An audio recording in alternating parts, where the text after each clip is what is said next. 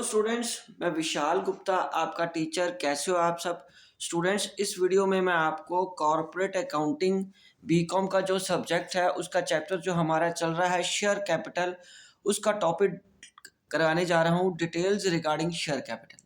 तो guys start करते हैं कि capital of a company is known as share capital, ये हमें पता है, and is divided into different units with a definite value called shares, और उसको शेयर्स बोलते हैं। Main division of share capital are, एक तो पहले नॉमिनल जिसको रजिस्टर्ड कैपिटल भी बोलते हैं और ऑथोराइज कैपिटल भी बोलते हैं। The amount of capital with which the company intends to be registered is called registered capital. It is a maximum amount which the company is authorized to raise by way of public subscription. There is no legal limit on the extent of the amount of authorized capital. इसमें कोई restriction नहीं होती, आप कोई भी company कितनी भी capital authorized capital रख सकती है।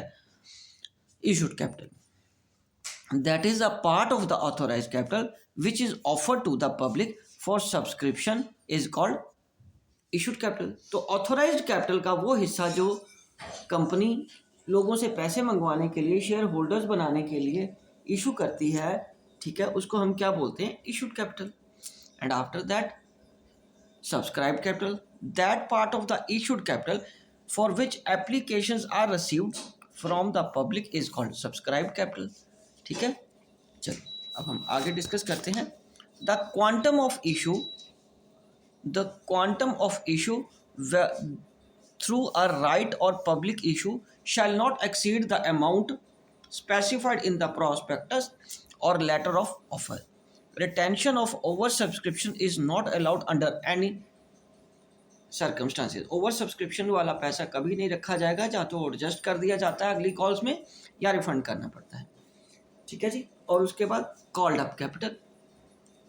तो guys called up capital, the amount on the shares which is actually demanded by the company to be paid is known as called up capital.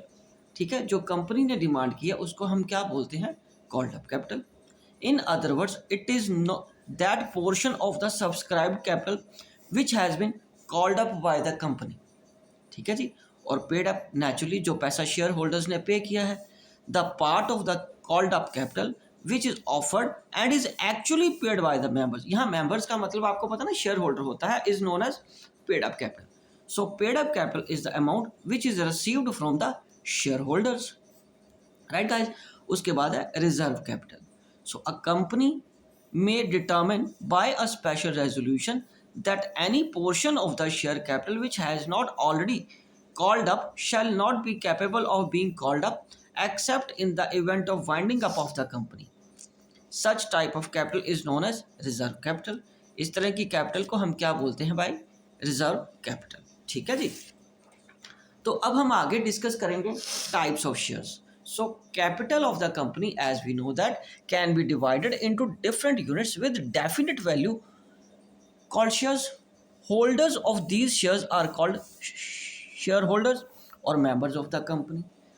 There are two types of shares which a company may issue: preference shares और equity shares. Preference shares कौन से होते हैं? Quite obvious, shares which enjoy the preferential rights as to dividend, as to repayment of the capital. दो preferences होती हैं over other shares. First, dividend को पहले इनको प्रायोरिटी पे पे किया जाएगा, और दूसरा रीपेमेंट ऑफ शेयर कैपिटल, मतलब इनको वाइंडिंग अप के समय, in the event of winding up of the company over the equity shares are called preference shares, ठीक है। The holder of preference share will get a fixed rate of dividend. Preference shares आगे कितने तरह के होते हैं? पहला cumulative preference share. If the company doesn't earn adequate profit in any year, dividend on preference share may not be paid for that year. अगर company को sufficient profit नहीं होता किसी साल, तो वो उस साल डिविडेंड देने की सिचुएशन में नहीं होती। But if the preference shares are cumulated, अगर वो क्यूमुलेटेड हैं, क्यूमुलेटिव हैं, such unpaid dividends are treated as arrear, उस केस में ये एरियर के फॉर्म में रखे जाएंगे and can be carried forward to subsequent years.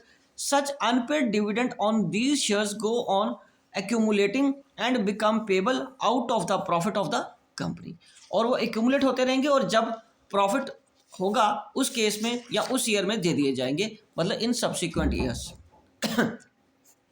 उसके बाद only after such arrears have been paid off any dividend can be paid to the share equity share holders. मतलब जब तक कि इनका एक्यूमुलेटेड या जितना एरियर वाला पैसा है जब तक वो पूरा पे नहीं हो जाता तब तक इक्विटी वालों को डिविडेंड नहीं दिया जाएगा। Thus, a cumulative preference shareholder is sure to receive the dividend on his shares for all the years out of the earning of the company. Right, guys? उसके बाद नॉन क्यूमुलेटिव, नाम से clear है कि non cumulative है, cumulate नहीं होंगे। अगर प्रॉफिट हुआ तो दिया जाएगा, नहीं तो ये पैसे मतलब डिविडेंड नहीं मिलेगा। The holder of non cumulative preference shares no doubt will get a preferential right in getting a fixed dividend before it is distributed to the equity share holders, but the fixed dividend is to be paid only out of the divisible profit. And if a particular year, if there is no profit as to distribute among the shareholders, the non-cumulative preference shares will not get any dividend for that year, and that they can't claim it in the next year, during which period there might be profit. So it is not paid, it cannot be carried forward. These shares will be treated as the same on the same basis as other preference shareholders as regards payment of capital is concerned. ठीक है जी। और उसके बाद redeemable preference shares. So redeemable preference shares क्या होते हैं? So capital raised by issuing equity shares is not to be repaid to the shareholders, but the capital raised through the issue of a redeemable preference share is to be paid back by the company to such shareholders after the expiry of a stipulated period, whether the company is wound up or not.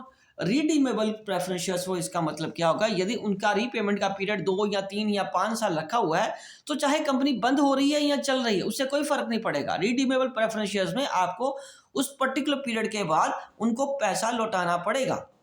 That is called redeemable preference shares. So according to the companies act, a company after the commencement of this act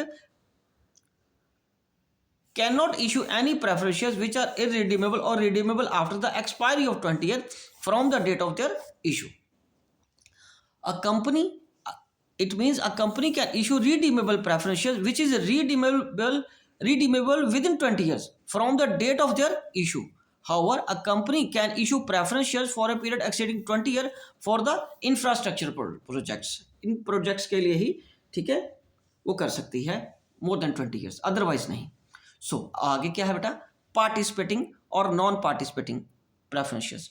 so the preference shares which are entitled to a share in the surplus profit of the company in addition to the fixed rate of the preference dividend are known as participating preference shares. ठीक है जी। And after that, और जो profit जिनको नहीं मिलेगा ठीक है वो कौन से हो जाएंगे? Non participating. ठीक है, मतलब क्या हुआ? पार्टिसिपेटिंग क्या है कि उनको डिविडेंड के अलावा प्रॉफिट का और हिस्सा भी मिलेगा, and if they don't have any, और उसके बाद उनको क्या बोला जाएगा? And others are simple non participating. Non participating, participating वो हो गए जिनको डिविडेंड के अलावा प्रॉफिट का और हिस्सा भी मिल सकता है, पर नॉन पार्टिसिपेटिंग में सिर्फ डिविडेंड ही मिलेगा जो भी उसको प्रिस्क्राइब्ड है, और कुछ नहीं मिलेगा प्रॉफिट का हिस्सा। That is non participating. Right guys? तो चलिए अब हम आगे डिस्कस करते हैं इक्विटी शेयर्स। सो इक्विटी शेयर्स क्या होते हैं? Equity shares will get dividend and repayment of capital after meeting the claims of the preference share holders. There will be no fixed rate of dividend to be paid to the equity shareholder, and this rate may vary from year to year. This rate of dividend is determined by directors, and in case of larger profit, it may be even more than the rate attached to the preference shares. और अगर कोई profit मतलब ज़्यादा हो जाता है profit, तो कई बार उनको प्रेफरेंस शेयर होल्डर से भी ज़्यादा डिविडेंड मिल जाता है, उससे ज़्यादा परसेंटेज पे। Such shareholders may go without any dividend if no profit is made. यदि कोई प्रॉफिट नहीं होता तो उनको कुछ भी नहीं मिलता उस पर्टिकुलर ईयर में। Equity shares holders are most risk bearing securities because holder of these shares will get a repayment of capital after meeting the claim of the preference shareholders, debenture holders and other creditors. तो इसका मतलब equity वालों की बारी तो सबसे last में ही आनी है ना फिर। Okay, the value of these shares in the market fluctuates upward downward with the fortunes of the company. And उसके बाद rematerialisation of shares, it is conversion of electronic securities into physical certificate of such securities, that is called rematerialisation, right guys. उसके बाद है equity shares with differential rights. So holders of the equity shareholders have the right to vote or any resolution placed before the company, and this voting right will be proportionate to the shares of the paid up equity capital. But the Company Account Act 2013 has allowed companies to issue equity shares with disproportionate rights.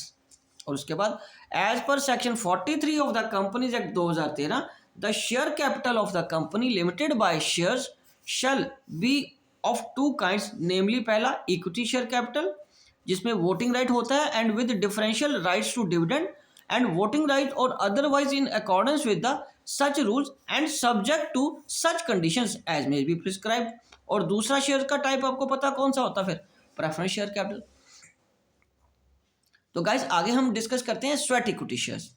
So section 54 of the companies act allows a company to issue a new type of equity shares called sweat equity shares. Such shares means equity shares issued at a discount or for a consideration other than cash for providing know-how or making available rights in the nature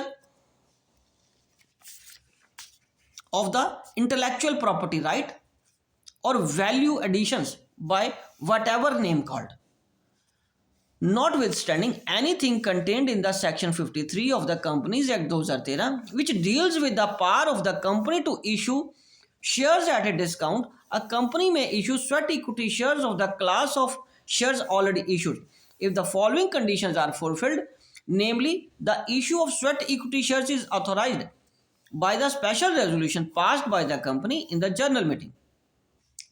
Second point है इसका, the resolution specify the number of shares, current market price, the consideration if any, and the class or classes of directors or employees to whom such equity shares are issued. And number 3 point है इसका, not less than 1 year has at time of issue elapsed since the date on which the company was entitled to commence business. कम से कम 1 साल हो चुका होना चाहिए, उसकी के बाद वो sweat equity shares issue कर सकती है। The sweat equity shares of the company whose equity shares are listed in stock exchange are issued in accordance with the regulations made by the SEBI in this behalf. But in case of company whose equity shares are not listed on any stock exchange, the sweat equity shares are issued in accordance with the such rules as may be prescribed. और उसके बाद आगे क्या है, employee stock option scheme. Employees stock option scheme means the option given to the whole time directors, officers and employees of the company which gives such directors, officer or employees of the benefit or right but not the obligation to purchase or subscribe at a future date the securities offered by the company at a predetermined price। तो ये employees को option दिया जाता है, वह director officers of the company को ये offer होता है राइट इशू का, ठीक है। But it's not an obligation to purchase, मजबूरी नहीं है, ठीक है, उनका राइट है, वो लेना चाहे तो ले सकते हैं। उसके बाद stock employees stock purchase scheme, it is a scheme under which the company offers to its employees as a part of the public issue or otherwise, right guys। तो guys इसी के साथ ये वीडियो कंक्लूड होती है क्योंकि ये topic complete हो गया है। अगले टॉपिक के लिए आप मेरे चैनल को सब्सक्राइब करना ना भूलें और वीडियोस देखते रहें। ओके जी, डन।